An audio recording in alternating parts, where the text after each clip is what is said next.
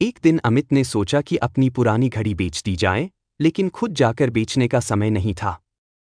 उसने पास में रहने वाले मनु, जो कि सिर्फ 16 साल का था, से कहा। अमित, मनु से, देखो मनु, ये मेरी घड़ी है। इसे कम से कम 700 रुपये में कैश में बेचनी है। इससे कम प्राइस एक्सेप्ट नहीं करना, ठीक है? मनु, ठीक है अमित भैया, मैं ध्यान रखूंगा। मनु ने घड़ी लेकर बाजार में जाने का मन बनाया। वहां उसे दीपक मिला, जो इलेक्ट्रॉनिक्स और घड़ियों का शौकीन था। दीपक, अरे बेटा, ये घड़ी कितने की है? मनु, बस 350 रुपये में दे दूंगा अंकल। ले लो, बढ़िया घड़ी है। दीपक, खुश होकर इतनी सस्ती।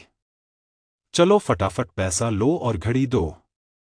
मनु ने घड़ी 350 रुपये में बेच दी। जब अमित को यह बात पता चली, तो वह हैरान और गुस्से में आ गया। अमित, मनु से, मनु, मैंने साफ साफ कहा था 700 रुपये से कम नहीं। फिर तुमने 350 रुपये में कैसे बेच दी? मनु, शर्मिंदा होकर माफ कीजिए भैया, मुझे लगा 350 रुपये भी बहुत अच्छा प्राइस है। अब अमित सोचने लगा, क्या दीपक से घड़ी वापस ली जा सकती है? क्या मनु जिम्मेदार है? नमस्ते मेहरा सर, मुझे आपसे एक अर्जेंट कानूनी सलाह चाहिए। मैंने एक 16 साल के लड़के मनु को अपनी घड़ी बेचने को दी थी। 700 रुपये से कम में नहीं बेचनी थी, लेकिन उसने जाकर किसी दीपक को सिर्फ 350 रुपये में बेच दी। समझ गया अमित जी, चलिए अब इस केस को कानूनी तरीके से समझते हैं। आपको section 184 of the Indian contract act 1872 के बारे में बताता हूं।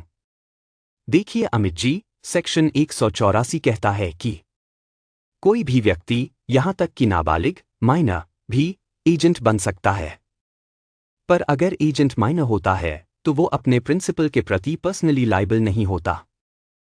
अगर वो कोई गलती करता है, तो उसका असर प्रिंसिपल पर पड़ेगा, लेकिन एजेंट को आप लीगली जिम्मेदार नहीं ठहरा सकते। और रही बात बाया की, यानी दीपक की, तो उसको जो सामान मिला है, वो वैलिड टाइटल के साथ मिला है, मतलब वो कानूनी रूप से उसका हकदार है। तो दीपक ने जो घड़ी खरीदी है, वो उसकी लीगली बन चुकी है, चाहे मनु ने कम कीमत पर बेची हो। अमित, तो मतलब मैं मनु से कोई नुकसान की भरपाई नहीं ले सकता? एडवोकेट मेहरा, नहीं, क्योंकि मनु बालिग नहीं है और कानून कहता है कि माइनर एजेंट पर्सनली लायबल नहीं होता। अमित, और मैं दीपक से घड़ी वापस नहीं ले सकता? एडवोकेट मेहरा, बिल्कुल नहीं। आपने मनु को एजेंट बनाया था, उसने जो भी किया वो प्रिंसिपल की जिम्मेदारी में आता है।